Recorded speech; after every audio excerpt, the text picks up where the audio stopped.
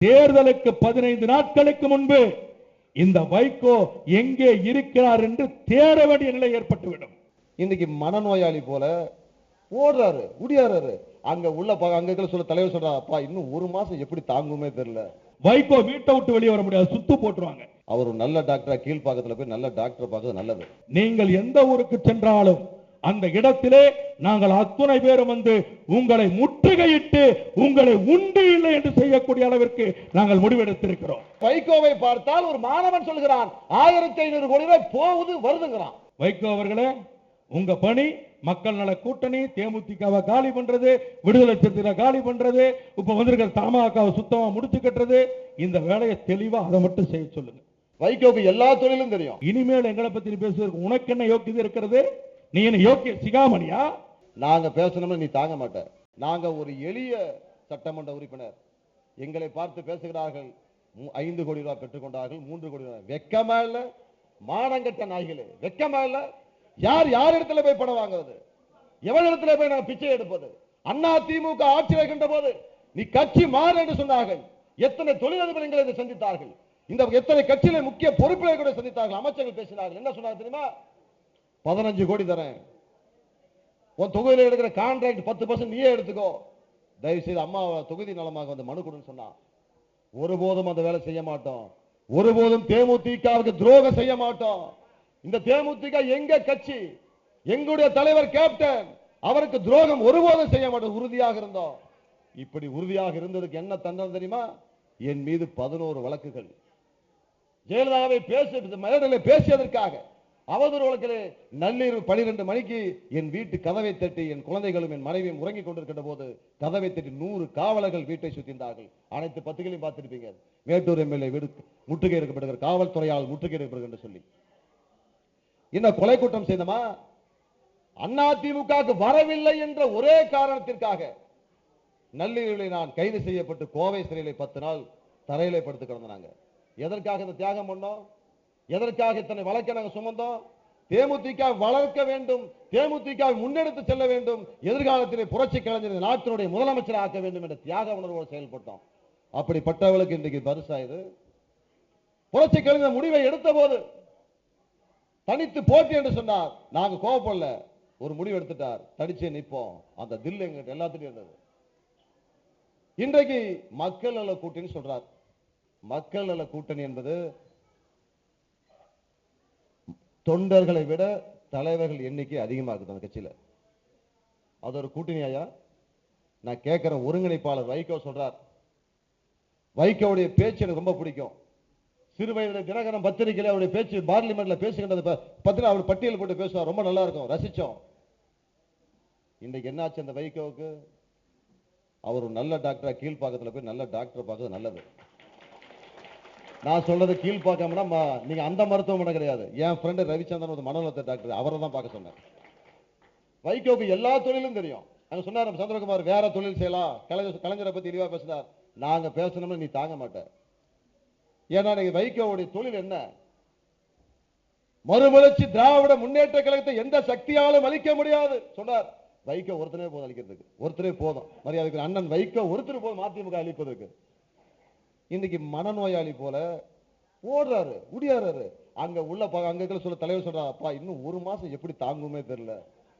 Communist சொல்றாங்க, communist நண்பர்கள் தோழர்கள், மரியாதைக்குரிய திருமாவளவன் அவர்கள்லாம் இந்த ஒரு மாதம் எப்படியாவது போனா பரவாயில்ல, இன்னைக்கு அப்படியே படாத பாடுபடுத்துறார். அந்த வைகோ சொல்றாரு, இவர்கள் எல்லாம் 5 கோடி பெற்றுக் கொண்டார்கள், 3 கோடி பெற்றுக் கொண்டார்கள், கண்டெய்னரில் பணம் இருந்து கொண்டிருக்குது, கண்டெய்னர் லாரி போகுது, அங்க பணம் போகுது, இங்க போகுது.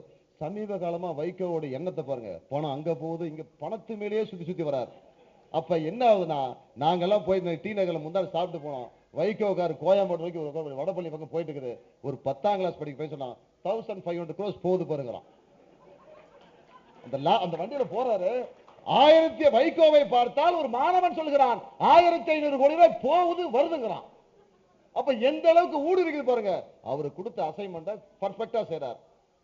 இன்னைக்கு ஜெயலலிதா அவர்கள் தேமுதிக இயக்கம் திமுகவுடன் கூட்டணி அமைத்து போட்டியிட்டால் தமிழ்நாட்டில் எத்தனை கூட்டணி அதிமுக சேர்ந்தாலும் வெற்றி பெற முடியாது. இது உளவுத்துறை கொடுத்த செய்தி.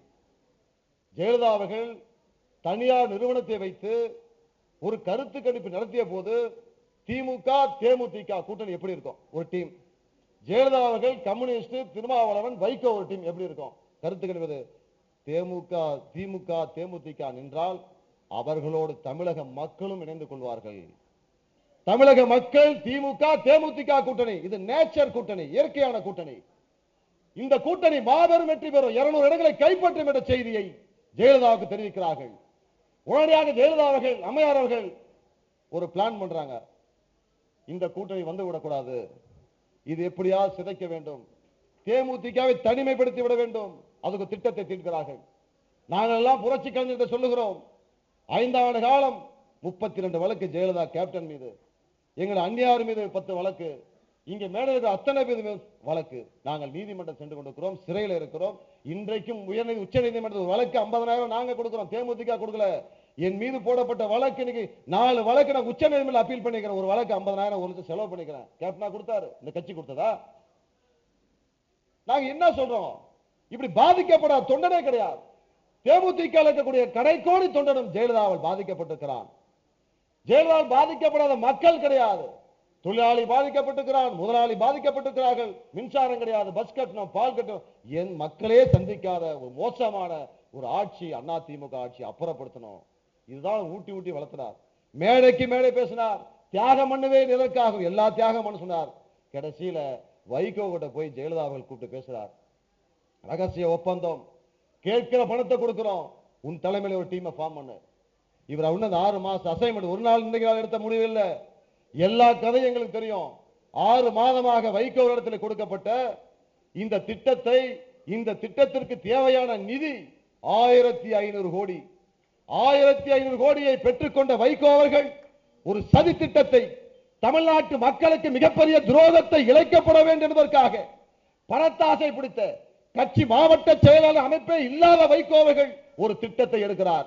அந்த அவர் விரித்த வலையிலே முதலாவதாக மாட்டுவது பாவம் கம்யூனிஸ்டுங்க. அடுத்து திருமாவளவன் போறார், அவரும் மாட்டாரு. இந்த 4 பேர் சேர்ந்து ஒரு சதி திட்டம். பாவம், அவங்க 2 பேருமே பாவம். இவர் போய் ஒரு திட்டத்தை சித்தி, இந்த திட்டத்தை எடுத்துக்கொண்டு கேப்டனை பார்க்க வராங்க. கேப்டன் அப்பயே சொன்னார், இவனுங்க எங்கிட்ட வரானுங்க ஆபீஸுக்கு? நான் உண்மையை சொல்றேன், சொன்னதை சொல்றேன், அவரு ஸ்டைல சொல்றேன். இங்கே வரானுங்க. கேப்டன் வந்துட்டாங்க, பார்த்துட்டு அனுப்பிச்சிருங்க. சரி சரி சரி, ஒரு 5 நிமிஷம் சொல்றாரு. ஓடுறத முடியாதுமா கேட்கல. உள்ள கூட்டு போறாங்க, போய் உட்கார்ந்து பாக்குறாங்க. பார்த்து எல்லாம் பேசி முடிச்சுட்டு அவங்க போனதுக்கு அப்புறம் நம்ம தலைவர் சொன்னார், நம்ம மனநிலை தான் அவரு சொன்னார், அவர் சொல்லல, நம்ம மனநிலை சொல்றார். சந்திரகுமார், இவங்க 4 பேருக்கு செஞ்ச தொகுதியில் ஒரு 250 350 ஓட்டு இருக்குமா ஒரு கட்சிக்கு கேட்டார். சொன்னார், இந்த வைகோக்கு அமைப்பே கிடையாது, இப்படி ஏன் அந்த வயசுல தள்ளாடி ராவடி பண்ணிக்கிறாரு சொன்னார். அப்ப சொல்லும் போதெல்லாம் எங்களுக்கு ரொம்ப அப்பா கேப்டன் தெளிவாக்குறாரு, நாம தப்பிச்சுக்கிட்டோம். இந்த செய்தியை கேட்கும் போது எங்களுக்கு சந்தோஷம். தலைமை ஆஃபீஸ் சொன்னா, அப்ப நம்ம தப்பிச்சுக்கணும் சாமி, நம்ம தலைவர் தெளிவாக்குறாரு, போக மாட்டாரு. உடனே அவங்க வைக்கிறாங்க, இந்த கேப்டன் பிடியே கொடுக்க மாட்டேங்கிறாரு, வளைய மாட்டாரு, தெளிய மாட்டாருன்னு சொல்லி கேப்டனை சந்திக்கிறத விடுறாங்க. மாற்று அரசியல ஒரு மிக முக்கிய தொழிலதிபருடைய மனைவி மூலமாக நம்முடைய அந்நியார் இடத்திலே தொடர்பு கொண்டு பழக்கத்தை ஏற்படுத்துகிறார்கள். 1 மாத காலம் அந்நியார் இடத்தில் அந்த தொழிலதிபருடைய மனைவி தொடர்ந்து தொடர்பில் இருக்கிறார், தொலைபேசி தொடர்பில் இருக்கிறார். கோயிலுக்கு சென்றால் பின்னாடி கோயிலுக்கு போறார். தொடர்ந்து அந்த உறவை ஏற்றுக்கொண்டு அந்நியாருடைய பிறந்த நாள் விழாவிலே, அந்த விழாவில் அந்த ஒரு ஹோட்டல் நடக்குது, அந்த பங்கனில் போய் கலந்துக்கிறாங்க. சதித்திட்டம் அங்கே வைகோ மூலமாக உருவாக்கப்பட்ட சதித்திட்டம் தொழிலதிபருடைய மனைவியின் மூலமாக அங்கே அரங்கேற்றம் செய்யப்படுகிறது. வைகோ விழுத்த வலையில் அன்னையாக நினைத்துக் கொண்ட அண்ணி அவர்கள் சிக்கிவிட்டார். என்ன சொல்றார் வைகோ? தேமுதிக போனா ஒரு 50-60 எம்எல்ஏ வருவான். இப்ப 10 பேர் துரோகம் பண்ணிட்டு போன மாதிரி இவனுங்களும் 10 பேர் துரோகம் பண்ணிட்டு போடுவான். அவனுங்க வரதுக்காக நீங்க போய் கூட்டணி வைக்கணுமா திமுகவோட? சரி வராது. 2022 வச்சுங்க. இப்ப நாங்க இவரை சிஎம் கேண்டா அறிவிச்சு கொண்டு போனோம்னாக்கா தமிழ்நாடு தேமுதிக தொண்டை ஏத்துக்குவா. ஏன்னா அதுக்கு தேமுதிக நோக்கமே கேப்டன் சிஎம் ஆக்குறது தான். அதெல்லாம் அவர் ஏத்துக்குவா, ஒன்றும் பிரச்சனை இல்லை. இதுக்காக ஒரு பேரத்தை அங்கே நடத்தப்படுகிறது. அந்த பேரத்தினுடைய விளைவாக இன்றைக்கு 750 கோடி ரூபாய், இந்த கூட்டத்தை சொல்றேன், 750 கோடி ரூபாய் கைமாறி இருக்கிறது. 750 கோடி ரூபாய் கைமாறி இருக்கிறது. இந்த கூட்டணி, இந்த நேச்சர் கூட்டணி, இயற்கை கூட்டணி உடைப்பதற்காக 750 கோடி ரூபாயை பெற்றுக்கொண்டு இன்றைக்கு இந்த தலைவரால் எண்ணத்தில் இருந்த அந்த கூட்டணி சிதைத்து விட்டு வைகோவுடைய எண்ணத்தை நிறைவேற்றுவதற்காக ஒட்டுமொத்த தேமுதிக தொண்டனையும் விலை பேசப்பட்டு இன்றைக்கு மக்கள் நல கூட்டணியிலே சிஎம் வேட்பாளர் கேப்டன். எங்களுக்கு ஆசை இருக்காதா? கேப்டன் சிஎம் ஆகணும் ஆசை எங்களுக்கு கிடையாதா? தலைவருக்கு அந்த ஆசை இல்லையா? அந்த வாய்ப்புகளுக்கான நேரம் இது கிடையாது. அரசியல் சதுரங்கத்தில், அரசியல் போராட்டத்தில், அரசியல் தமிழ்நாடு அரசியல் சூழ்நிலை இன்றைக்கு நமக்கு சரியான சூழ்நிலை கிடையாது. நாங்க சொன்னோம், தேமுதிக கடைக்கோடி தொண்டனும் நான் மாவட்ட செயலாளர் கூட்டத்தில் சொல்லுவேன், இன்றைக்கு ஊராட்சி செயலாளர் கூடியவன் பஞ்சாயத்து தலைவராகணும், அவன் பச்சைங்களை கையெழுத்து போடணும். ஒன்றிய கவுன்சிலர், மாவட்ட கவுன்சிலர், அனைத்து மட்டங்களிலும் தேமுதிக தமிழ்நாடு முழுவதும் பறந்து விரிந்து அதிகாரத்தை கைப்பற்ற வேண்டும். இன்னைக்கு மதிமுக நிக்கிறதுக்கு ஆள் கிடையாது. நீ பத்திரிகையில் எல்லா ஊடகம் எழுதுறார்கள், தப்பி ஓடுறான், நான் வரல நீ வரல.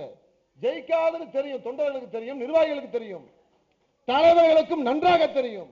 ஆனால் அவர்கள் பெற்றதற்காக, அவர்கள் பெற்ற பணத்திற்காக இந்த ஒரு மாதம் மாரடித்துக் கொண்டிருக்கிறார்கள். எப்படி ஒரு லாஜிக் எப்படி நடக்கும்? எந்த பேசிக் இருக்குது? எந்த அமைப்பு இருக்குது? 8% 2% கட்சி எல்லாம் ஒன்று சேர்ந்து ஆண்டிங்க மடம் கட்டின மாதிரி கட்டிவிட்டு எந்திரிச்சு போறதா? உங்களை நம்பி வந்ததுக்கு எங்களுக்கு எல்லாம் தண்டனையா? இதைத்தான் நாங்க கேட்டோம். நாங்க என்ன கேட்டோம்? லெட்டரை கொடுத்து பணிவா கேட்ட மறுபரிசீலனை செய்யுங்க. தலைவர் முடிவு பண்ணார், மறுபரிசீலனை செய்வதற்கும் தலைவர் எண்ணத்துக்கு வந்தார். ஆனால் அந்நியார் அவர்கள் ஏற்றுக்கொள்ளவில்லை. இவர்கள் போனால் 1000 பேர் எங்களால் உருவாக்க முடியும் சொன்னார்கள். நாங்க 10 ஆண்டுகால கோடிக்கணக்கான ரூபாய் சத்தத்தை இங்கே வந்து அத்தனை பேர் சிந்தனம். அவசர அவசரமா வைகோவை வைத்து ஒரு பேட்டி, 5 கோடி ரூபாய் சட்டமன்ற உறுப்பினர்களுக்கு, 3 கோடி ரூபாய் மாவட்ட செயலாளர்களுக்கு, துணை இணையெல்லாம் 50 லட்சம் 25 லட்சம் சொல்றேன். நான் கேட்கிறேன், பைத்தியக்காரர்களா? எப்படா பணத்தை கொடுப்பாங்க? 5 கோடி 6 கோடி எப்படி கொடுப்பாங்க? இந்த தேமுதிக உட்கட்சி விவகாரத்துக்கு எந்த கட்சி தரும்? உடனே ஒருத்தர் சொல்றான், திமுக பின்னணியில் நடக்குதுங்கிறாங்க. திமுக வேற வேலையே இல்லையா? நீங்க முட்டாள்தனமான செய்த செயலுக்கு யாரால மேல பழி போடுற? நாங்க கேட்கிற கேள்விக்கு நேரடியான பதிலை கொடு. நேரடியான நாங்க சொல்ற குற்றச்சாட்டுன்னு சொன்னால் அதற்கு விளக்கமான அறிக்கையை கொடு. ஒவ்வொரு தேமுதிக தொண்டனுக்கும் உங்களுடைய கருத்துக்களை பதிவு செய்யுங்க. அதை விட்டுட்டு திசை திருப்புவதற்காக பொத்தாம் பொதுவாக பணம் பெற்றுக் கொண்டு தான் சொல்கிறார்கள். இது எப்படி ஏற்றுக்கொள்ள முடியும்? அப்ப வைகோ வாங்கினதை மட்டும் எப்படி நீங்க சொல்றீங்க? 1500 கோடி எப்படி வாங்குறீங்க அப்படி நீங்க கேட்கலாம். நீங்க 5 கோடி வாங்கன்னு சொன்னா அப்ப வைகோ மட்டும் எப்படி 1500 கோடி வாங்கினாரு? சரி, ஆளேல கட்சிக்கு நீங்க எதுக்கு கூட்டணி எப்படி வேகமா அங்க ஓடுனீங்க? நல்லூரில் உங்க மகனை கூட்டிட்டு கார்ல வேகம் வைகோ வீட்டுக்கு திருமாவளவன் வீட்டுக்கு மாறி மாறி எதுக்கு நல்லூரில் அப்படி போனீங்க? வந்தீங்க எதுக்கு போனீங்க? திமுக 60 சீட்டு 30 உள்ளாட்சியில கொடுத்திருந்தா இன்னைக்கு 45,000 தொண்டர்கள் இன்னைக்கு உள்ளாட்சி பிரதிநிதிகளாக வந்திருக்க முடியும். இதெல்லாம் சிதைத்தது நோக்கம் என்ன? எல்லாத்துக்கும் எல்லா ஊடகங்களும் சொல்லிட்டாங்க பணம். அண்ணா திமுக மந்திரிகள் சொல்லுகிறார், எங்கிட்ட சொல்ல 6 மாதத்துக்கு முன்பாக ஒருபோதும் தேமுதிகவை திமுகவோடு இணைக்க விட மாட்டோம், கூட்டணி இணைக்க விட மாட்டோம். முக்கிய மந்திரி சொன்னார், அண்ணா திமுக அமைச்சர் எங்க எடுத்து சொல்லுகிறார், நடக்காது, உங்க கட்சி தனித்து விடப்பட்டுரும். சிரிச்சு சொல்றாங்க. அண்ணா திமுக மாவட்ட செயலாளர்கள், அண்ணா திமுக ஒன்றிய செயலாளர்கள் சொல்றான், என்ன சொல்றான்? தேமுதிக திமுக கூட்டணி வராது, அதை எங்க அம்மா பார்த்துக்கும். அதுதான் நடந்திருக்குது. இந்த புரோக்கர் நல சங்கத்தில் இப்ப தமிழ்நாட்டில் பாத்தீங்கன்னா நேற்று சொன்னா, எங்க நாங்களாம் புரோக்கர் ஆகிற 5 வருஷம் ரியல் எஸ்டேட் கிடையாது, ஜெயலலிதா ஆட்சியில் ரியல் எஸ்டேட் முடங்கி போச்சு. நாங்கள் எத்தனையோ தரகர சங்கம் வச்சிருக்கிறோம், எங்க சங்க தலைவர் செயல்பாடு சரியில்லை. சமீப காலமா வைகோவுடைய தரகர வேலையில பார்த்தீங்கன்னா நல்ல ப்ராப்பர்ட்டிஸ் அதிகமா போயிட்டு ஒரு சிறந்த தரகராக, அரசியல் புரோக்கர், அரசியல் தரகராக மரியாதைக்குரிய அண்ணன் வைகோ இன்னைக்கு செயல்பட்டுக் கொண்டிருக்கிறார். இன்னைக்கு அதெல்லாம் வந்து வாயில வந்ததெல்லாம் உளறார். இன்றைக்கு தேமுதிக ஒட்டுமொத்த லட்சக்கணக்கான தொண்டனுடைய சாபம் வைகோ சும்மா விடாது, வைத்திருந்து சும்மா விடாது. அதான் நடக்கும். ஏன்னா இன்றைக்கு இந்த கனவுகளை சிதைத்தது வைகோ தான். இன்றைக்கு அவர் தேமுதிக ஆபீஸ்ல உட்கார்ந்துட்டு தேமுதிக பொதுச் செயலாளர் அவர் பேட்டி கொடுக்கிறார். இது நம்ம சேக சொன்ன மாதிரி திருமாவளவன் தேமுதிக வேட்பாளர் நாளை வெளியிடப்படுங்கிறார். இப்ப தேமுதிக யாரும் பத்திரிகை சந்திக்க கூடாது, ஒரு பேட்டி தரக்கூடாது. ஒரு பெரிய கம்யூனிஸ்ட்ல சைனாவில் ரஷ்யாவில் இருக்கிற மாதிரி ஒரு பூட்டி வைக்கப்பட்டு வெளியில எந்த செய்தி போக கூடாது அப்படிங்கிற மாதிரி ஒரு கம்யூனிஸ்ட் ஆபீஸ் இருந்து கேட்டை பூட்டிக்கிட்டு வச்சுக்கிட்டு பெரிய கூத்து அதெல்லாம் சொன்னா பல விஷயங்கள் இருக்குது. நாங்க சொல்ற அந்த கூட்டத்தில் ஒரே ஒரு செய்தி மட்டும் சொல்றேன். நான் தேமுதிக சில சட்டமன்ற உறுப்பினர்கள் 23ஆம் தேதி தலைவர் கேப்டன் அவர்கள் இந்த கூட்டணி மக்கள் நல கூட்டணி ஒப்பந்தம் ஏற்படுத்த போது அத்தனை மாவட்ட செயலாளர்களும் சட்டமன்ற உறுப்பினர் கதரை நீங்க அழுந்தீங்க. நாம எல்லாம் எங்க கூடணும்? 25 எம்எல்ஏ 12 சட்டமன்ற உறுப்பினர் 25 மாவட்ட செயலாளர்கள் எங்க சந்திச்சோம்? அப்ப என்னன்னா நீங்க பேசினீங்க? தலைவரை மிக இழிவாக பேசியது யார்? அத்தனை எங்களுக்கு டேப் ஆதாரங்குது. அத நாகரிகம் கருதி நான் வெளியிடாம இருக்கிறேன். வெளியிட்டேன்னு சொன்னா நாரி போயிடும். நாங்க ஒண்ணுமே பேசல. தலைவர் கேப்டன் அப்பயும் சொன்னோம், இப்பயும் சொல்றோம். அவங்க தான் நாங்க வெளியே வந்திருக்கிறோம். கேப்டனை துரோகி என்று சொன்னவர்களும் 750 கோடியில 1000 கோடி ரூபாய் வாங்கிட்டு போயிட்டான்னு சொன்னவங்களாம் இன்னைக்கு கோயம்பேடு ஆபீஸ்ல உட்கார்ந்து என்ன சொல்றாங்க? போடவங்க துரோகி 10 ஓட்டு போச்சுங்கிறான் ஒருத்தன் மெண்டல். ஏன்டா டேய், தொகுதி பக்கமும் போறதில்ல, அங்க உட்காந்துக்கிறாங்க. ஆம்பளையா இருந்தா அதே தொகுதியில் போய் நில்லு. அது கூட இப்ப தேமுதிக நாங்க 10 லட்சம் உனக்கு தரோம், நில்லு பார்க்கலாம்.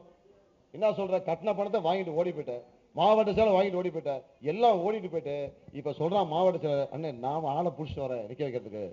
பாவம் ஒண்ணு தெரியாது ஒண்டி செயலர்கிட்ட போய் சொல்றான், உனக்கு நல்ல பேர் கிடைக்கும் நின்னாக்க 10 நாள்ல உன் பேர் கந்தசாமி வேட்பாளர் வந்துகிட்டே இருக்கும், தலைமையில 20 லட்சம் தராங்களாம், நீ 2 லட்சம் கொடு போதும், உன்னை வேட்பாளர் வைக்கிறேன், ஜீப்பில் வைக்கிறேன். அவனுக்கு ஒண்ணுமே தெரியல பாவம். 20 லட்சம் அவங்க செலவு பண்ண நினைச்சுக்கிட்டு இப்ப இந்த மாவட்ட செயலாளர் கையெழுத்து போட்டு அவனை வேட்பாளர் அறிவிக்கிறது கூட்டிட்டு போறாங்க. இந்த ஆடு அறுக்கிறது கூட்டு போவாங்க தெரியுமா, மாலையை போட்டு. அது மாதிரி ஆடுக்கு மாலை போட்டு கூட்டு போறாங்க வரிசையா கோயம்பேட்டில். என்ன ஆகும்?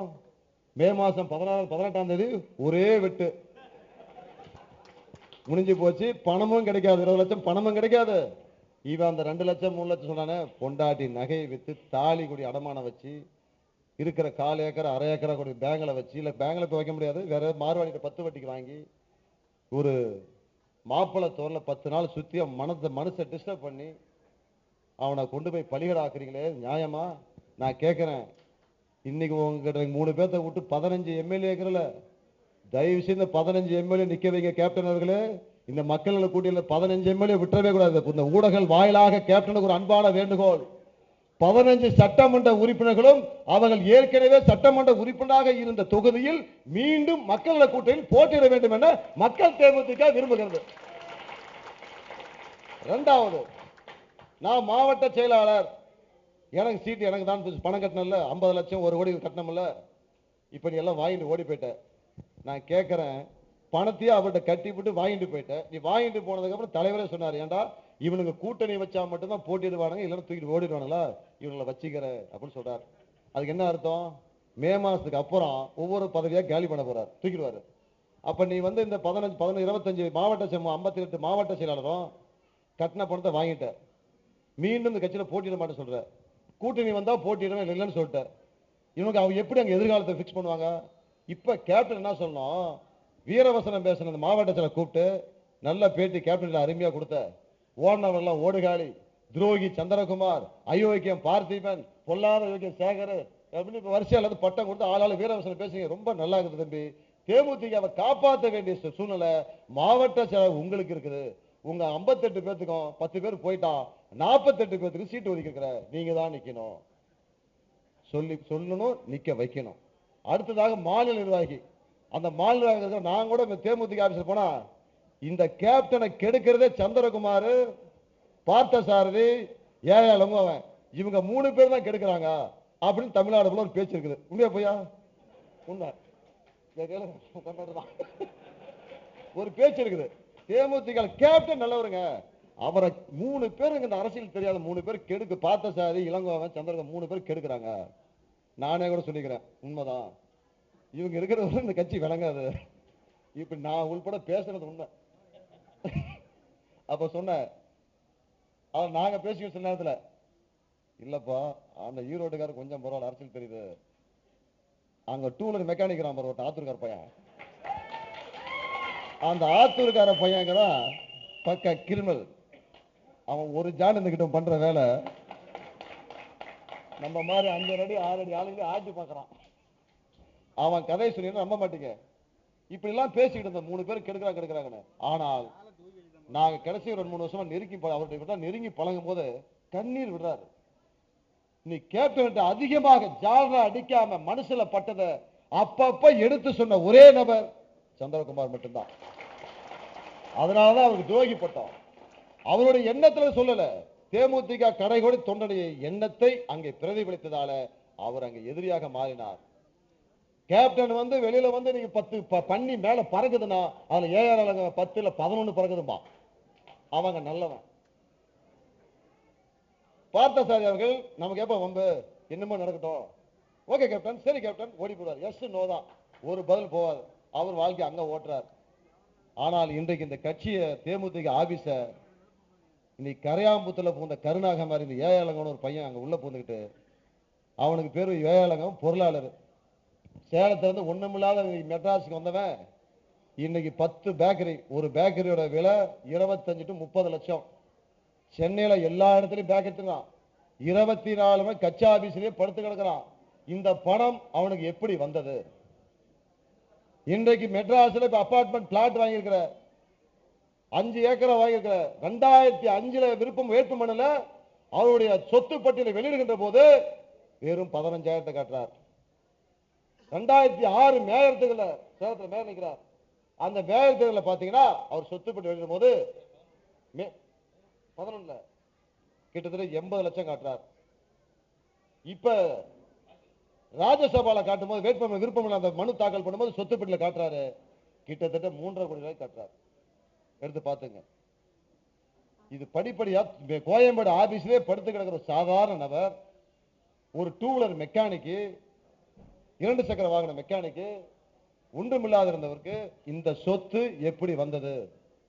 அத்தனையும் தேமுதிக மாவட்ட செயலாளர்கள், மாநில நிர்வாகிகள், தொண்டர்களுடைய வேர்வை இந்த பணத்தை பொய்யான குற்றச்சாட்டு பயமுறுத்தி பதவியை எடுத்து விடுவோம், பதவி போய்விடும் என்ற ஆசையை காட்டி தொண்டனிடத்திலே கொள்ளையடிக்கப்பட்ட பணம் இன்றைக்கு அந்த கட்சியில இன்னைக்கு மிக சுகமான வாழ்க்கை வாழ அந்த நபர் எங்களை பார்த்து இழிவாக பேசுகிறார். அவருக்கு நாவடக்கம் தேவை. நாங்க சொல்றதெல்லாம் 10% தான் சொல்லியிருக்கிறேன். இன்னும் 90% ரகசியங்கள், தேமுதிக ரகசியங்கள் எங்களிடத்தில் இருக்கிறது, அவரிடத்தில் இருக்கிறது, எல்லா இடத்துல இருக்குது. நாங்க அதை வெளியிட விரும்பல. தலைவர் மனசு புண்புடுமைங்கிறத நாங்க மறைச்சு வைக்கிறோம். அவ்வளவு விஷயங்கள் இருக்குது. இந்த பதவி சொல்றார், பதவி பதவி என்ன பதவி? நாங்க பதவி பத்தி ஆசையே படுறோம். எம்எல்ஏ ஆயிட்டோம். மாவட்ட செயலாளர் கட்சி ஆரம்பிச்சிட்டாரு. கட்சி இயக்கம் ஒன்று ஆரம்பிச்சுக்கிறோம். மக்கள் தேமுதிக இது எதுக்காக பாடுபடும்? ஒரு ஆட்சி மாற்றத்தை ஏற்படுத்தும், நல்ல ஆட்சியை கொண்டு வருவோம். நமக்கு ஒரு முகவரியா இருக்கும். இந்த தேர்தலில் எல்லாத்தையும் ஒருங்கிணைக்கிறதுக்கு கொண்டு வந்திருக்கிறோம். ஆனா பதவி தூக்கியாச்சு, எல்லாம் நீக்கியாச்சுன்னா, நம்ம ஒரு நண்பர் பேசும்போது சொன்னார், நீ தமிழ்நாட்டில் தினமும் 500 பேர்த்த நீக்கிதான் ஆகணும், நீக்கிட்டே இருக்கணும். இங்க எத்தனை பேர் வந்துக்கிறீங்க? இத்தனை பேர் நீக்க முடியுமா? 5000 பேர் இன்னைக்கு இந்த கூட்டத்தில் கலந்துக்கிட்டாங்க. போலீஸ் சொல்லு, உலகத்துல செல்போன்ல பேசுறார். வெளியில கூட்டம், ஏராளமான கூட்டம் இருக்குது, வெளியில இருக்குது. தொலைபேசியில போன் எங்கட சொல்லல, உங்கள்கிட்ட சொல்றான். 5000க்கு மேற்பட்டவர்கள் இன்றைக்கு நம்ம அழைத்த அந்த கூட்டத்திலே ஏராளமான பொறுப்பாளர்கள், ஊராட்சி செயலாளர், ஒன்றிய நிர்வாகி, நகர நிர்வாகி, மாவட்ட பொதுக்குழு, செயற்குழு, இணை துணை எல்லாம் கலந்துருக்குது.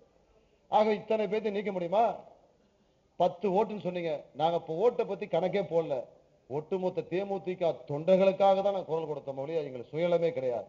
நாங்க யாரிடத்திலும் மண்டியிட்டு நக்கி பிழைக்க வேண்டிய அவசியம் எங்களுக்கு கிடையவே கிடையாது. இருக்கிற அந்த வாழ்க்கை ஒரு பயனுள்ள வாழ்க்கையாக போகட்டும்.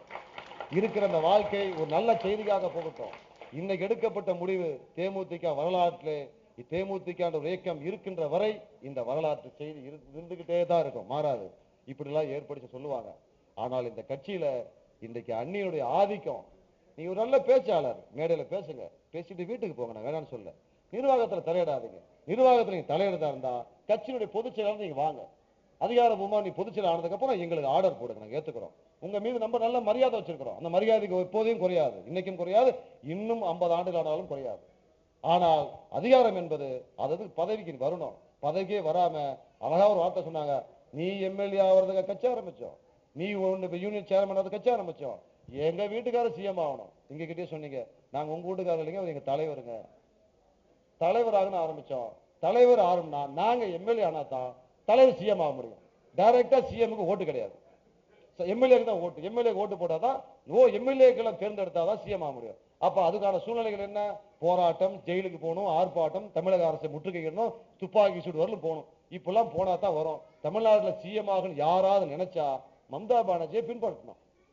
இன்னைக்கு போர்க்குணத்து இந்தியாவில் மம்தா பானர்ஜி போட்ட ஒரு இரும்பு மனுஷியை பார்க்க முடியாது உலகத்துல. எத்தனை போராட்டம், எத்தனை ஆர்ப்பாட்டம், எத்தனை துப்பாக்கி சூடு.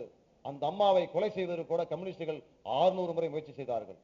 இதையெல்லாம் தாண்டி இரும்பு கோட்டையாக இந்த மேற்கு வங்க தவிடுபொடியாக்கி இன்றைக்கு அசைக்க முடியாத சக்தியா வந்திருக்காங்கன்னு சொன்னா அந்த அம்மா செய்த தியாகம் கொஞ்சம் நஞ்சம் கிடையாது.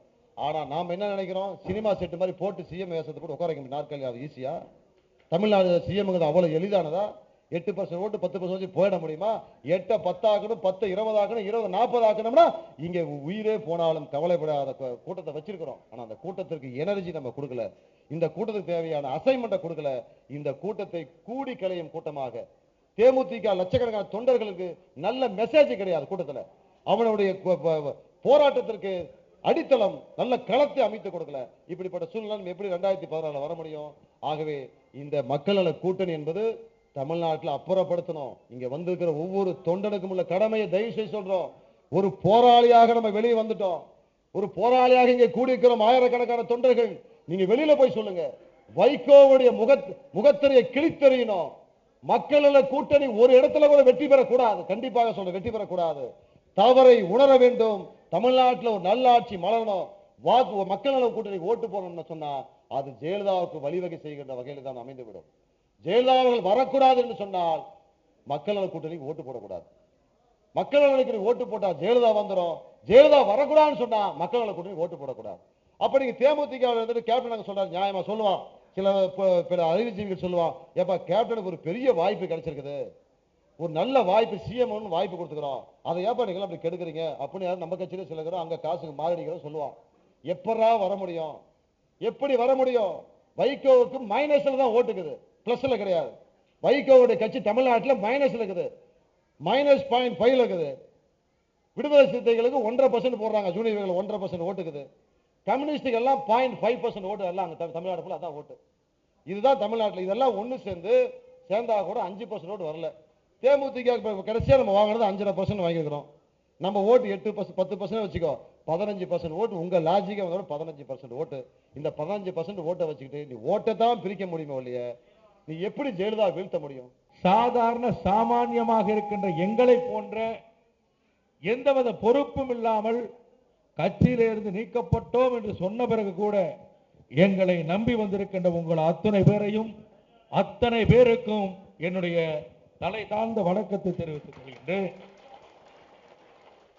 எந்த நம்பிக்கையிலே நீங்கள் இங்கே வந்திருக்கிறீர்களோ நிச்சயமாக அந்த நம்பிக்கை காப்பாற்றப்படும் என்பதை உங்களுக்கு நான் உறுதியோடு தெரிவித்துக் கொள்கிறேன். இதைவிட மிகப்பெரிய கூட்டம் வந்திருக்கும். அன்பு எஸ்.ஆர். பார்த்திபன் அவர்கள் கூறியதை போல பல மாவட்ட செயலாளர்கள், பல சட்டமன்ற உறுப்பினர் இங்கே வந்திருப்பார்கள். ஆனால் நாங்கள் 10 பேரும் வெளியே வந்து பேட்டியை கொடுத்த உடனே கேப்டன் அவர்களும் அண்ணி அவர்களும் மாவட்ட செயலாளர் சட்டமன்ற உறுப்பினரிடத்தில் அவர்களை நேரில் கண்டால் கூட பேச மாட்டார்கள். ஆனால் அவர்களிடத்திலே எல்லாம் தொலைபேசியிலே தொடர்பு கொண்டு உருக்கமாக அவர்களுடைய மனதை கரைக்கின்ற வகையில் பல்வேறு வாக்குறுதிகளை கொடுத்து அவர்களை அந்த இடத்திலே மீண்டும் தக்க வைத்துக் கொண்டிருக்கிறார்கள். இதுதான் உண்மை. பலரும் சொல்கிறார்கள், கேப்டன் இப்படி எல்லாம் பேசுறாரு, கஷ்டமா இருக்கு அப்படின்னு. ஆனால் நான் ஒட்டுமொத்தமாக தேமுதிகவினரை பார்த்து நான் கேட்கின்ற ஒரே ஒரு கேள்வி, தேசிய முற்போக்கு திராவிட கழகம் இன்றைக்கு எந்த நிலையிலே இருக்கிறது என்பது உங்கள் அனைவருக்குமே தெரியும். இந்த இயக்கம் ஏன் இந்த அளவுக்கு அதர பாதாளத்திற்கு இன்றைக்கு புதைகுழியிலே புதைந்து கொண்டிருக்கிறது என்பதும் தெரியும். எந்த அடிப்படையிலே நீங்கள் தேமுதிகவிலே இருக்கிறோம் அப்படி இருந்து கொண்டு கேப்டனை முதலமைச்சராக்க முடியும் என்று சொல்கிறீர்களே, நான் கேட்கிறேன், உங்களிடத்திலே சொல்பவர்கள் உங்களை முட்டாளாக்கி கொண்டிருக்கிறார்கள், அதை நீங்கள் ஏற்றுக்கொள்கிறீர்களா என்பதுதான் என்னுடைய கேள்வி. தேமுதிகவில் இருப்பவர்களை பார்த்து எப்படி வெற்றி பெற முடியும்? நான் கேட்கிறேன், இங்கே பேசியதை போல என்ன முதலமைச்சர் பதவி என்பது சினிமாவில் வருகின்ற பதவியா? மக்கள் ஓட்டு போட வேண்டாமா? ஒன்றே ஒன்றை சொல்கிறேன் பெரியவர்களே, கம்யூனிஸ்ட் கட்சிகள் பொதுவாகவே கம்யூனிஸ்ட் கட்சிகள் இருந்து அவ்வளவு சீக்கிரம் யாரும் எந்த மாற்று கட்சிக்கு போக மாட்டாங்க. அப்படி இருக்கின்ற பொழுது இந்த மக்கள் நல கூட்டணி போண்டியாகாது, இது ஒண்ணுமே இந்த கட்சியில எதுவுமே செய்ய முடியாது என்று சொல்லித்தானே கம்யூனிஸ்ட் இயக்கத்தில் இருந்து வெளியேறுகிறார்கள். பல ஆண்டு காலமாக சட்டமன்ற உறுப்பினராக இருந்தவர்கள், அந்த சட்டமன்றத்திலே பல்வேறு பதவிகளிலே இருந்தவர்கள், நீண்டகால அரசியல் அனுபவம் பெற்றவர்களாம் தமாகவிலே இருந்து வெளியேறி சென்று இன்றைக்கு நாங்கள் வேறு முடிவை எடுக்கிறோம் என்று சொல்கிறார்களே. தமாக மக்கள் நல கூட்டணிக்கு வந்தவுடனே இதே கம்யூனிஸ்டுகள் கேப்டன் அவர்கள் முதலமைச்சராக நான் ஏற்றுக்கொள்ள வேண்டும் சொல்கிறார்களே. சிந்தித்து பார்க்க வேண்டும். ஏன்? உண்மை நிலவரம் அதுதான், கள நிலவரம் அதுதான். நீங்கள் எந்த அடிப்படையில் நீங்கள் முதலமைச்சர் ஆக முடியும் என்று சொல்கிறீர்கள்? தேமுதிகவிற்கு எத்தனை வாக்குகள்? பாரதிய ஜனதா கட்சியோடு கூட்டணி வைத்தோம். இதே இன்றைக்கு மீண்டும் நீங்கள் கூட்டணிக்கு அழைத்து வீடு வரைக்கும் அழைத்து வைத்து பேசினீர்களே. பொன் ராதாகிருஷ்ணன், தமிழிசை சவுந்தரராஜன் போன்றவர்கள் எல்லாம் தேமுதிகவை என்ன சொன்னார்கள்? தமிழ்நாட்டிலே திமுகவுக்கு திமுகவிற்கு அடுத்து நாங்கள் தான் பெரிய கட்சி என்று சொல்லி பத்திரிகைகளை செய்து வந்து நீங்கள் கோபப்பட்டீர்களா இல்லையா? ஏன்? அவர்கள் வாக்கு சதவீதம் குறைந்ததால் தானே அவர்கள் அப்படி பேசுகிறார்கள். ஆனா அப்படிப்பட்டவங்களை மறுபடியும் வீட்டில் கூப்பிட்டு வச்சு உட்கார்ந்து கூட்டணி பேசுறீங்க. 2006 இருந்து அரசியல் முக்கியத்துவம் இழந்ததற்கு காரணம் கேப்டன் விஜயகாந்த். இந்த விஜயகாந்த் அரசியல் மட்டுமல்ல, சமுதாய ரீதியாகவும் நான் பாதிக்கப்பட்டு விட்டேன், என்னுடைய சமுதாயத்தை சார்ந்தவர்கள் கூட என்னை மதிப்பதில்லை, விஜயகாந்திடம் சென்று கொண்டிருக்கிறார்களே என்று மனத்தாங்களிலே மனப்புழுக்கத்திலே இருந்த ஒரு பழிவாங்கும் போக்கை கொண்டிருக்கின்ற வைகோவை நீங்கள் நம்பலாமா? சிந்தித்து பார்க்க வேண்டும். அரசியலை யோசித்து பாருங்கள். 2011 ஏன் வைகோ நம்மிடத்திலே வரவில்லை? நாம் அதிமுகவோட கூட்டணி சேர்ந்ததாலே அதிமுகவிலே அவருக்கு சிங்கிள், அதாவது ஒற்றைப்படை வரிசையிலே அவருக்கு சீட்டு கொடுப்பதாக சொன்னார்கள். அதற்காகத்தான் அன்றைக்கு தேர்தலிலேயே போட்டியிடவில்லை என்று சொல்லிவிட்டு வெளியேறியவர். சிந்தித்து பாருங்க. தனக்கு ஒரு ஆதாயம் கிடைக்கவில்லை, தன்னுடைய கட்சிக்கு சரி ஒரு 9 பேர் கொடுக்கிறேன்னு சொன்னா வந்து நின்று தான் 9 பேர் சட்டமன்ற உறுப்பினராக இருப்பாங்கல்ல. ஆனால் தன்னுடைய கௌரவம் பெருசு, தன்னுடைய ஆணவம் அகங்காரத்திற்காக ஒரு இயக்கத்தையே தேர்தலில் போட்டியிடாமல் புறக்கணிக்க வைத்த ஒரு கோழைத்தனமான முடிவை எடுத்தவர் இந்த வைகோ. இவரை நம்பி எப்படிங்க நம்ம போக முடியும்? இன்னைக்கு சீட் ஷேரிங் வருது, அதுல ஒரு பிரச்சனை ஏற்பட்டு விட்டு நான் இந்த கூட்டணியிலேயே இருக்க மாட்டேன் என்று அவர் விலகி சென்று விட்டால் நீங்க நட்டாற்றிலே நிற்பீர்களா? இன்றைக்கு நடுத்தெருவில் நின்று கொண்டிருக்கிறது தேமுதிக. தேராக இருந்த புரட்சி கலைஞர் கேப்டனை இழுத்துக் கொண்டு வந்து தெருவிலே நிறுத்திவிட்டு சென்றவர் இந்த வைகோ. எங்கேயும் போக முடியாமல் இன்றைக்கு திருச்சங்க நிலையில கேப்டனை அமர வைத்திருக்கிறீர்களே. நேற்று பார்க்கிறோம் தொலைக்காட்சியில மக்கள் நல கூட்டணியும் தமாக வாசனவர்களும் வர்றாங்க. ஆனா அதற்கு முன்னாடி பாங்க தேமுதிகவினுடைய கட்சி அலுவலகத்தின் நிலைன்னு சொல்லி பார்க்கின்ற பொழுது எங்களுடைய வயிறெல்லாம் எரிகிறது. பார்த்து பார்த்து வளர்த்த இயக்கம், கேப்டனுக்காக உயிரை கொடுக்கின்ற தொண்டர்களை கொண்ட இயக்கம். எங்கே போனார்கள் அந்த தொண்டர்கள்? யார் சிந்திக்க வேண்டும்? கேப்டன் சிந்திக்க வேண்டுமா இல்லையா? நானும் 3 நாட்களாக தொடர்ந்து சொல்லிக் கொண்டே வருகிறேன். கேப்டன் அவர்கள் தயவு செஞ்சு ஒரு நாள் சிந்தித்து முடிவெடுங்க. பக்கத்தில் இருக்கிற அல்லக்கை சொல்லக்கை பேச்ச கேட்காதீங்க. அவர்கள் எல்லோருமே உங்களுக்கு செஞ்சு ஜால்ரா அடிப்பாங்கன்னு உங்களுக்கு தெரியும். நீங்களே பலமுறை சொல்லியிருக்கீங்க, சந்திர ஒருத்தர் தான் பேசுறான், அதே அந்த சொன்ன வார்த்தையிலிருந்து மாற மாட்டான். நீங்க 4 பேர் சேர்ந்தா ஒன்ன பேசுவீங்க, தனியா இருந்தா ஒன்ன பேசுவீங்க. நீங்க தானே சொல்லியிருக்கிறீங்க. இன்றைக்கு தேமுதிக மிகப்பெரிய வீழ்ச்சி பாதைக்கு சென்று கொண்டிருப்பதற்கு காரணம், அதற்கு வழிவகுத்தது எங்கள் அந்நியாக இருந்தால் கூட சரியாக முடிவெடுக்காத கேப்டனால் தான் இன்றைக்கு இந்த இயக்கம் இப்படிப்பட்ட நிலையை எடுத்திருக்கிறது. கேப்டன் அவர்களே, உங்களை நம்பித்தானே இந்த இயக்கத்திற்கு வந்தோம், உங்களை நம்பித்தானே 37 ஆண்டுகள் உங்களோடு பயணித்தோம், உங்களை நம்பித்தானே 11 ஆண்டுகள் கட்சி அலுவலகத்திலேயே படுத்து கிடந்தோம். ஆனால் அப்படிப்பட்ட எங்களை எல்லாம் ஒரு வார்த்தை கேட்காமல், ஒரு முறை ஒரு தொலைபேசியிலே கூட கூப்பிட்டு பேசாமல், எடுத்தேன் கவிழ்த்தேன் என்று சொல்லி எங்களை நீக்கி இருக்கிறீர்களே, இது எந்த வகையிலே நியாயம் என்பதை மட்டும் சிந்தித்து பார்க்க வேண்டும். திமுகவிலே வைகோ வந்து கலைஞர் அவர்களை கொலை செய்ய முயன்றார் என்ற குற்றச்சாட்டோடு அவரை அங்கே இருந்து வெளியேற்றினார்கள். அங்கே இருந்து வெளியேற்றவுடனே அண்ணா அறிவாலயத்தை போய் பிடிப்பதற்காக நான் தான் உண்மையான திமுக என்று போட்டி பொதுக்குழுவை நடத்திய ஒரு மிகப்பெரிய துரோகி வைகோ. நாங்கள் என்ன அவரோடு இணைந்தவர்களா? நான் கேட்கிறேன். நேற்று நமது கட்சி அலுவலகத்திலே வைத்துக் கொண்டு வைகோ அவர்களோடு வைத்துக் கொண்டு உங்களையும் வைத்துக் கொண்டிருக்கிறார். நீங்கள் பேசுகிறீர்களே, எங்க அண்ணன் வைகோ பேசிவிட்டார் என்று கஷ்டமாக இல்லை? பார்க்கின்ற எங்களுக்கெல்லாம் மனம் வெம்பி போகிறது. எப்படி பேசியவர் நீங்கள்? 2005 இருந்து 6 எல்லாம் நீங்கள் மேடையிலே ஒரு சின்ன துண்டு சீட்டு கூட கையிலே இல்லாமல் 1 மணி நேரம் 1.5 மணி நேரம் எப்படி பேசினீர்கள்? அதையெல்லாம் உங்களை மழுங்கடித்து உங்களை மாற்றி விட்டார்களே. நீங்க வைகோ, எங்க அண்ணன் வைகோ பேசினார், நீங்க அதை விட ஒரு கொடுமைங்க, அதை விட கொடுமை. ஐயா மூப்பனார் அவர்கள் மீது எங்களுக்கு மரியாதை இருக்கிறது, இல்லை என்று சொல்லவில்லை. ஜி.கே. வாசன் அவர்களே அவருடைய கட்சியிலே இருப்பவர்கள் ஐஸ் வைப்பதற்காக, ஜால்ரா அடிப்பதற்காக, காக்கா பிடிப்பதற்காக சின்னையா என்று சொல்வார்கள். என் தலைவன் சிங்கம் ஜெயலலிதாவை எதிர்த்து விரலை நீட்டி நாக்கை மடித்து மிரட்டிய தலைவன் என் தலைவன் என்று பெருமைப்பட்டுக் கொண்டிருந்தோமோ, அங்கே அமர்ந்திருந்த ஜி.கே. வாசனை பார்த்து சின்னையா என்று சொல்கிறீர்களே, இதை விட ஒரு கேவலமான நிலை உங்களுக்கு வர வேண்டுமா கேப்டன் அவர்களே? என்ன ஒரு கேவலம்! நீங்க போய் அவரை போய் சின்னையா நினைக்கலாமா? உங்களுடைய வயது என்ன, அவருடைய வயது என்ன?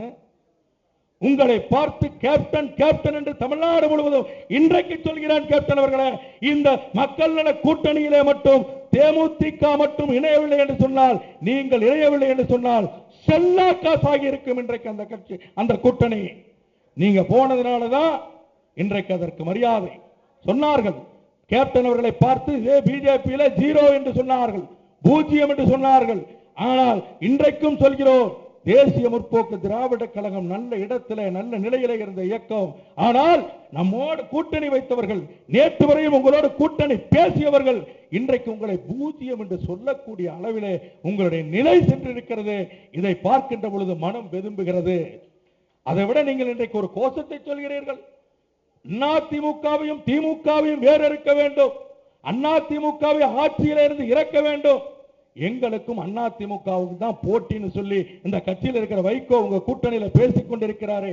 அடிக்கடி நான் கேட்கிறேன், நேற்று வரையிலும் ஓஎஸ் கார்டனுடைய வாசலிலே பிச்சைக்காரர்கள் போல நம்மை கூப்பிடுவார்களா என்று எதிர்பார்த்து கொண்டு காத்திருந்து விட்டு ஜெயலலிதாவிற்கு சாமரம் வீசுவதற்கு தயாராக இருந்த நிலையிலே கூட எட்டி உதைத்து துரத்தப்பட்ட பிறகு உங்களுடைய இடத்திற்கு வந்திருப்பவர்களை பார்த்து நீங்கள் அவர்களை கொண்டு வந்து உங்களோடு வைத்துக் கொண்டு நாங்கள் ஜெயலலிதாவை எதிர்க்கிறோம் என்று சொல்கிறீர்கள்.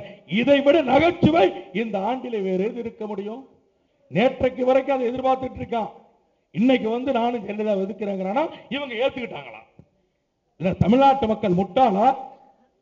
அதை விட ஒரு கொடுமை. நேற்று வைகோ அவர்கள் பேசுகின்ற பொழுது பேசுகிறார், மிகவும் கீழ்த்தரமாக அநாகரிகமாக பேசுகிறார். என்ன, எங்களை போன்ற சட்டமன்ற உறுப்பினர்களுக்கு 5 கோடி ரூபாய் பணம் கொடுத்து விலை பேசப்பட்டு வெளியே போயிருக்கிறார்கள், துரோகம் செய்திருக்கிறார்கள். மாவட்ட செயலாளர் அமர்ந்திருக்கிறார்கள். இவர்களை போன்றவர்களுக்கெல்லாம் 3 கோடி கொடுத்திருக்கிறார்கள். இதை ஏற்பாடு செய்தவர்களுக்கு 50 லட்சம் ரூபாய் புரோக்கர் கமிஷன் கொடுக்கப்படுகிறது என்று சொல்கிறார். நான் கேட்கிறேன் கேப்டன் அவர்களே, உங்கள் மனசாட்சியை தொட்டு நீங்கள் சொல்லுங்கள், நாங்கள் பணம் பெற்றுக்கொண்டு இப்படிப்பட்ட காரியத்தை செய்திருக்கிறோமா என்பதை கேப்டன் அவர்களே உங்கள் மனசாட்சிக்கு தெரியும். உங்களை வைத்துக் கொண்டவர் அப்படி பேசுகிறாரே, நம்முடைய கட்சி அலுவலகத்திலே இருந்து இதை எப்படி ஏற்றுக்கொண்டீர்கள் நீங்கள்? நான் சொல்கிறேன், இன்றைக்கு இதோ இன்றைக்கு இந்த இயக்கம் மக்கள் தேமுதிக என்று உருவாகி ஒரு புதிய இயக்கமாக உருவாக்கிவிட்டோம். தேசிய முற்போக்கு திராவிட கழகத்தில் இருந்து நீங்கள் நீக்கி இருக்கிறீர்கள், நாங்கள் வெளியேறவில்லை. இன்னைக்கு மக்கள் தேமுதிக என்கிற அமைப்பை உருவாக்கி இருக்கிறோம், தொடங்கி இருக்கிறோம். நான் சொல்கிறேன், இந்த மக்கள் தேமுதிகவில் அடுத்து பல சட்டமன்ற உறுப்பினர்கள் வந்து இணைய போகிறார்கள். தேமுதிகவுடைய சட்டமன்ற உறுப்பினர் வந்து இணைய போகிறார்கள். இப்பொழுது பெயரை சொல்ல விரும்பவில்லை. மாவட்ட செயலாளர்கள் எங்களோடு பேசிக் கொண்டிருக்கிறார்கள், அவர்கள் வந்து இணைய போகிறார்கள். வைகோ அவர்களுக்கு இந்த பத்திரிகையாளர்கள் மத்தியில், ஊடகங்கள் மத்தியில் ஒரு சவால் விடுகிறேன். வைகோ அவர்களுடைய சவாலை ஏற்றுக்கொள்ள தயாரா என்று கேட்கிறேன். அந்த வருகின்ற சட்டமன்ற உறுப்பினர்களையும் மாவட்ட செயலாளர்களையும் உங்களோடு அனுப்பி வைக்கிறேன். 5 கோடி ரூபாய் கொடுப்பதை வாங்கி சட்டமன்ற உறுப்பினருக்கு கொடுங்கள். நீங்கள் 3 கோடி ரூபாய் யார் கொடுக்கிறார்களோ அதை வாங்கி நீங்கள் மாவட்ட செயலாளருக்கு கொடுங்கள். அந்த இடைத்தரகர் வேலை பார்க்கின்ற 50 லட்சம் இருக்கிறது அல்லவா, அந்த 50 லட்சத்தை எத்தனை பேர் வருகிறார்களோ அந்த அத்தனை 10 பேர் வந்தால் கூட அந்த 10 பேரோட 50 லட்சத்தையும் உங்களுக்கு நாங்கள் புரோக்கர் கமிஷனாக தருவதற்கு தயாராக இருக்கிறேன். சவாலுக்கு தயாரா? உனக்கு வைகோ அவர்களுக்கு தன்னுடைய பேச்சாற்றல் இருக்கிறது. எல்லா தொலைக்காட்சிகளும் உங்களை மிகைப்படுத்தி காண்பிக்கிறார்கள் என்ற ஒரே காரணத்திற்காக உங்களுடைய வாய் புளித்ததோ மாங்காய் புளித்ததோ என்றில்லாமல் நீங்கள் எது வேண்டுமானாலும் பேசிவிடுவீர்களா? சவால் விட்டு சொல்கிறேன், தேர்தலுக்கு 15 நாட்களுக்கு முன்பு இந்த வைகோ எங்கே இருக்கிறார் என்று தேட வேண்டிய நிலை ஏற்பட்டுவிடும். ஏன்னா அன்றைக்கு உண்மையான போட்டி தமிழ்நாட்டிலே இன்றைக்கு ஆண்டு கொண்டிருக்கின்ற ஜெயலலிதாவை வீட்டுக்கு அனுப்ப வேண்டும் என்று துடித்துக் கொண்டிருக்கின்ற திராவிட முன்னேற்ற கழகத்திற்கும் அதிமுக தான் போட்டி இருக்க போகுது. அந்த போட்டியில நீ எல்லாம் எங்க இருப்பேனே தெரியாது. நீ வழிய சென்று பத்திரிகையாளர்களை சந்தித்தால் கூட உன்னுடைய ஒரு பேச்சு கூட வெளியே வராது. ஏனென்று சொன்னால் நீ முழுக்க வைகோ அவர்கள் இன்றைக்கு பிதற்றிக் கொண்டிருக்கிறார்கள். நான் கேட்கிறேன், இந்த இடத்துல சவால் விடுறேங்க. இங்கே சட்டமன்ற உறுப்பினர்கள் இருக்கிறோம், மாவட்ட செயலாளர்கள் இருக்கிறோம். ஒரே ஒரு சவாலை விடுகிறேன் வைகோ அவர்களுக்கு. எங்களை பார்த்து பணம் பெற்றுக் கொண்டு இப்படிப்பட்ட வேலையை செய்து கொண்டிருக்கிறோம் என்று சொல்கிறார். அடுத்த சவால் இது. இன்றைக்கு என்னுடைய தாயார் உயிரோடு இருக்கிறார். அதுபோன்று இங்கே எல்லோரும் குடும்பத்தோடு இருக்கின்றோம். எல்லோருக்கும் அம்மா அப்பா எல்லாம் இருக்காங்க. நான் சொல்கின்ற ஒரே ஒரு சவால், என்னுடைய தாயார் மீது இங்கே இருக்கின்ற அத்தனை பேருடைய குழந்தைகள் மனைவி மக்கள் மீது ஆணையிட்டு சொல்கின்றோம், இந்த மக்கள் தேமுதிகவை உருவாக்குவது எங்களுடைய தமிழ்நாட்டு மக்களுக்காகவும் எங்களுடைய தேமுதிக நிர்வாகிகளுக்காகவும் தொண்டர்களுக்காகவும் தான் இந்த முடிவை எடுத்திருக்கின்றோம். ஆனால் வைகோ சொல்வதை போல நாங்கள் பணம் வாங்கவில்லை என்பதை இந்த இடத்தில் சத்தியம் செய்து சொல்லிக்கொள்ள ஆசைப்படுகிறேன். உயிரோடு இருக்கின்ற என் தாய் மீது சத்தியமாக சொல்கிறேன், ஒரு ரூபாய் கூட நான் பணம் பெறவில்லை. இந்த மண்டபத்தை பிடித்து இந்த விழாவை நடத்துவதற்கு கூட பலரிடத்திலே பணம் வாங்கி இதை செய்திருக்கிறோம். நாங்கள் எங்களுக்குள்ளே பங்கு போட்டு செய்திருக்கிறோம். இதே சவாலை வைகோவிற்கு சொல்கிறேன். இன்றைக்கு மாலையிலே உங்களுடைய மாநாடு நடக்கிறது. அங்கே இருக்கின்ற நீங்கள் உயிராக மடிக்கிறேன் என் தாய் மாரியம்மாள் என்று சொல்கிறீர்களே, அதே போல எங்களை போன்ற கூட்டணி கட்சி தலைவர்களாக இருக்காங்களே, என் தலைவர் உட்பட எங்கள் அண்ணி உட்பட அத்தனை பேரும் இதே போன்று தேர்தலுக்காக எந்த யாரிடத்திலும் நான் பணம் பெறவில்லை, கையூட்டு பெறவில்லை என்று சத்தியம் செய்வதற்கு தயாரா? ஏன் நாங்கள் பொருளாதாரத்தில் நலிந்திருக்கிறோம், ஏழை எளிய மக்கள் என்பதற்காக உனக்கு இலக்காரமாக இருக்கிறதா? இன்னைக்கு வெளியே போனாங்க தமாக இருந்து வாயத்தோட சொல்லிருவியா, சுத்து போட்டுருவாங்க. உனக்கு வைகோ வீட்டை விட்டு வெளியே வர முடியாது, சுத்து போட்டுருவாங்க. இன்றைக்கு நாங்கள் தனிநபர் அல்ல. வைகோ அவர்களை 2 நாட்களாக பேசிக் கொண்டிருந்தீர், அமைதியாக இருந்தோம், பேச்சுக்கு பேச்சாக பதில் சொல்லிக் கொண்டிருந்தோம்.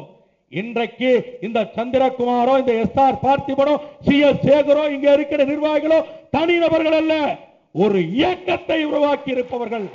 எங்களுக்கு பின்னாலே பல்லாயிரக்கணக்கான தொண்டர்கள் இருக்கிறார்கள். மீண்டும் இது போன்ற ஆதாரம் இல்லாத குற்றச்சாட்டுகளை நீங்கள் சுமத்திக் கொண்டே இருந்தால் நிச்சயமாக சொல்கிறேன் வைகோ அவர்களே, நீங்கள் எந்த ஊருக்கு சென்றாலும் அந்த இடத்திலே நாங்கள் அத்துணை பேரும் உங்களை முற்றுகையிட்டு உங்களை உண்டு இல்லை என்று செய்யக்கூடிய அளவிற்கு நாங்கள் முடிவெடுத்திருக்கிறோம். தயவு செஞ்சு எங்க விஷயத்தில் தலையிடாது. நாங்க தேமுதிகவில் இருந்து எங்க கட்சி தலைவர்களை நீக்கினாரு, நாங்க வெளியே வந்துட்டோமையா? இது எங்க குடும்ப பிரச்சனை. இன்னைக்கு தனியா நான் குடித்தனம் வந்து விட்டோம், மக்கள் தேமுதிக என்று உருவாக்கி வெளியேறி விட்டோம். இனிமேல் எங்களை பத்தி பேசுவதற்கு உனக்கு என்ன யோக்கியது இருக்கிறது? நீ என்ன யோக்கிய சிகாமணியா? அதான் சொல்லுவாங்க கிராமத்தில் பழமொழி, யோக்கியம் வர்றா சொம்பெடுத்து உள்ள வையும்பா. அந்த யோக்கிய வர்றான்ற வார்த்தை தான் எதிரில் வந்துட்டு இருக்கிறவனுக்கு தெரியும். சொம்பெடுத்து உள்ள வைங்கிறது சத்தம் இல்லாம சொல்லுவாங்க. டக்குன்னு அந்த வீட்டுக்காரமா சொம்பத்தை கொண்டு உள்ள வச்சிருவாங்க. ஏன்னா அந்த அளவுக்கு அவன் யோக்கியன். ஏன்னா திருடிட்டு போயிடுவான். அதுக்கு தான் இந்த வார்த்தையை சொல்றாங்க. நீ பேசலாமா? உனக்கு என்ன தகுதி இருக்குது? வைகோ அவர்களுக்கு என்ன தகுதிங்க இருக்கு எங்களை பேசுவதற்கு? அவர் யாருங்க? அவர்கிட்ட போய் நான் அரசியல் பாடம் கத்துக்கிட்டேனா, இல்ல அவரை தான் அரசியல் தலைவரா ஏத்துக்கிட்டோமா, இல்ல அவர்கிட்ட தான் வாங்கி திட்டமாங்க? சொல்லுங்க. சிந்தித்து பார்க்க வேண்டும். இனியும் பத்திரிகை நண்பர் வாயிலாக சொல்கிறேன், உங்களுக்கு தனிப்பட்ட முறையில் வைகோ அவர்கள் தொலைபேசியில், ஏன்னா எனக்கு தெரிஞ்ச அவர் நிறைய பத்திரிகை நண்பர்கிட்ட தொலைபேசியில் பேசுறார், தயவு செஞ்சு அவர்கிட்ட ஒரே ஒரு வேண்டுகோள் மட்டும் வைங்க. வைகோ அவர்களே, உங்க பணி மக்கள் நல கூட்டணி தேமுதிகவை காலி பண்றது, விடுதலை சிறுத்தைகளை காலி பண்றது, இப்ப வந்திருக்கிற தமாகவை சுத்தமா முடிச்சு கட்டுறது, இந்த வேலையை தெளிவா அதை மட்டும் செய்ய சொல்லுங்க. எங்க விஷயத்தை தலையிட வேண்டாம். நாங்க தனியா குடித்தனம் வந்துட்டோம். இனி எங்க குடும்பத்தை பார்த்துக்கிறது எங்களுக்கு தெரியும். நீங்க ஏங்க எங்க குடும்பத்தை பத்தி நீங்க பேசிட்டு இருக்கீங்க? எங்க கட்சியில பேசிட்டுங்க, நாங்க பதில் சொல்றோங்க. நீ யார் யார் சொல்றதுக்கு? எங்களை பத்தி சிந்தித்து பார்க்க வேண்டும். அதோடு மட்டுமல்ல, இன்னைக்கு வைகோவுடைய குடும்ப உறுப்பினர் ஒருவர், அவருடைய குடும்ப உறுப்பினர் 450 கோடி ரூபாய் ஒரு பெரும் நிறுவனத்திலே கடந்த ஒரு மாதத்திற்கு முன்பு முதலீடு செய்திருக்கிறார் என்கின்ற செய்தி எங்களுக்கு கிடைத்திருக்கிறது. அதாவது அவர்கள் வெளிப்படையாக சொல்கிறார், எஸ்ஆர் பார்த்திபன் அவர்கள், வைகோ அவருடைய மருமகன் 450 கோடி ரூபாய் ஒரு நிறுவனத்திலே முதலீடு செய்திருக்கிறார். பார்ட்னர். நான் சொல்றேங்க, 2006 நான் தேர்தல் நினைக்கும் பொழுது இதே மாதிரி என்னுடைய சொத்து விவரங்களை காமிச்சேன். இன்னைக்கு 2011 மீண்டும் ஒரு முறை காண்பித்திருக்கிறேன். அடுத்து 2016 இந்த 3 சொத்து விவரங்களையும் ஒப்பிட்டு இதில் ஏதேனும் உங்களுக்கு சந்தேகம் இருந்தால் நீங்கள் என்னை பார்த்து கேட்கலாம். கேள்வி கேளுங்க, பதில் சொல்ல தயாரா இருக்கு. 3 சொத்து விவரம் 3 வருஷம் தாக்கல் பண்ண போறேன். இது 3வது வருஷம். ஏதாவது இருந்தா சொல்ல, வருஷம் வருஷம் வருமான வரித்துறைக்கு சரியான முறையில் கணக்கு காட்டிட்டு தான் இருக்கும். அதுல என்ன சொத்து இருக்குன்னு நீங்க பாத்துக்கோங்க. 5 வருடம் எம்எல்ஏ என்னுடைய சொத்து எந்த அளவுக்கு ஏறி இருக்குன்னு பாத்துக்கங்க. நீங்க நினைக்கலாம், இல்ல இல்ல இவருடைய குடும்பத்தில இல்ல, இவருக்கு வந்து மச்சன் இருக்கிறாரு, அவருடைய அக்கா தங்கச்சிலாம் இருக்காங்க, இவருக்கு அண்ணன் தம்பிலாம் இருக்காங்க. ஒட்டுமொத்தமா கொடுக்குறேங்க. என்னுடன் பிறந்த தம்பி தங்கை என்னுடைய சொத்தெல்லாம் கொடுக்குறேன், என் குழந்தைக்கு பேர் சொத்தை கொடுக்குறேன், என் சொத்து கொடுக்குறேன். அதே போல என் மனைவியுடன் பிறந்தவர்கள் எல்லாருடைய சொத்து கணக்கையும் கொடுக்குறேன். அதுபோல வைகோ அரசியலுக்கு வந்தார் இல்லைங்களா, அன்னையில இருந்து இன்று வரைக்கும் அவரோடு பிறந்தவங்க, அவர் மனைவி அவரோடு பிறந்தவங்க, இவருக்கு பிறந்த குழந்தை, அந்த குழந்தைக்கு பிறந்த குழந்தைன்னு சொல்லி அவருடைய குடும்ப உறுப்பினர் சொத்து கணக்கையும் காமிக்க சொல்லுங்க. எப்படி அந்த சொத்து வந்து அவரும் விளக்கம் சொல்லட்டும். நான் என்ன சம்பாதிச்சிருக்கணும் அந்த சொத்துக்கு நானும் விளக்கம் சொல்றேன். பார்த்து விடுவோமா? இது மாதிரியான ஆரோக்கியமான சவாலுக்கெல்லாம் வைகோ வரமாட்டார். தெருவிலே போகின்றவன் ஏதோ புழுதிவாரி துட்டுவதை போல எங்களை பார்த்து இனிமேல் பணம் பெற்று விட்டார்கள், பணம் பெற்று விடார் என்று இனியும் வைகோ பேசக்கூடாது என்பதற்காகத்தான் இதையெல்லாம் உங்களுக்கு விளக்கமாக சொல்கிறேன். அதோடு மட்டுமல்ல, சொல்வதற்கே வேதனையாக இருக்கிறது. கிட்டத்தட்ட ஒரு 86 கோடி ரூபாய்க்கு கடந்த மாதத்தில் இடம் ஒன்று பதிவு செய்யப்பட்டிருக்கிறது. அது நான் யார் என்று பெயர் குறிப்பிட விரும்பவில்லை. எப்படி வந்தது சம்பந்தப்பட்டவங்களுக்கு தெரியும் நான் யாரை பார்த்து கேட்கிறேன் என்பது. இந்த 86 கோடி ரூபாய் சொத்து கிட்டத்தட்ட இந்த ஒரு மாதத்திற்குள்ளாக பதிவு செய்யப்பட்டிருக்கிறது. எப்படி வந்தது? ஒரு சில அனுமதிகள் பெற்றிருக்கிறீர்கள் நீங்கள், ஒரு சில நிறுவனமோ அல்லது கல்லூரியோ அனுமதி பெற்றிருக்கிறீங்க. இந்த ஒரு மாத காலத்திற்குள்ளாக எப்படி அது கிடைத்தது? சிந்தித்து பார்க்க வேண்டும். இதையெல்லாம் நாங்க ஏன் பேசலன்னு சொன்னா, இத்தனை ஆண்டு காலம் ஒருவரோடு இருந்திருக்கிறோம். வெளியே வந்தவுடன் யாரையும் நாம் புண்படுத்துகின்ற வகையில் அவரை கடுமையாக விமர்சிக்க கூடாது. இந்த அடிப்படையில் அமைதியாக இருக்கிறோம். இனியும் எங்கள் 10 பேரை பற்றி ஏதேனும் சொல்லிக் கொண்டிருந்தால் உங்களுக்கு சொன்னதனுடைய ஆதாரத்தோடு இனி பேசுவதற்கு மக்கள் தேமுதிக தயாராக இருக்கிறது என்பதை தெரிவித்து, இது உங்களுக்கு ஒரு சின்ன சாம்பிள் தான் சொல்லியிருக்கிறோம். இது மாதிரி பல விஷயங்கள் இருக்கிறது. சிங்கப்பூரிலே என்ன நடந்தது, துபாயிலே என்ன நடந்தது, மும்பையிலே என்ன நடந்தது, பெங்களூரிலே என்ன நடந்தது, மலேசியாவிலே என்ன நடந்தது, இதையெல்லாம் பேச ஆரம்பித்தால் தமிழ்நாடு தாங்காது. அதனால அவரவர் வேலையை பார்த்துட்டு அவங்கவுங்க வாயை மூடிட்டு கம்முன்னு இருங்க. உங்க வேலை எலெக்ஷனுக்கு போய் சந்திக்கிறதா சந்திங்க. எங்களுடைய பணி, இந்த மக்கள் தேமுதிகவின் பணி, தமிழகத்திலே ஒரு ஆட்சி மாற்றத்தை உருவாக்க வேண்டும். அதற்கு தமிழக மக்களையும் தேமுதிகவில் இருக்கின்ற நிர்வாகிகளையும் தேமுதிகவில் இருக்கின்ற தொண்டர்களையும் ஒருங்கிணைத்து அந்த ஆட்சி மாற்றத்திற்கு பாடுபடுவது மட்டுமே எங்கள் குறிக்கோள் என்று சொல்லி எனக்கு வாய்ப்பளித்த அனைவருக்கும், எங்களை ஏற்றுக்கொண்ட உங்கள் அனைவருக்கும் நன்றி கூறி விடைபெறுகிறேன்.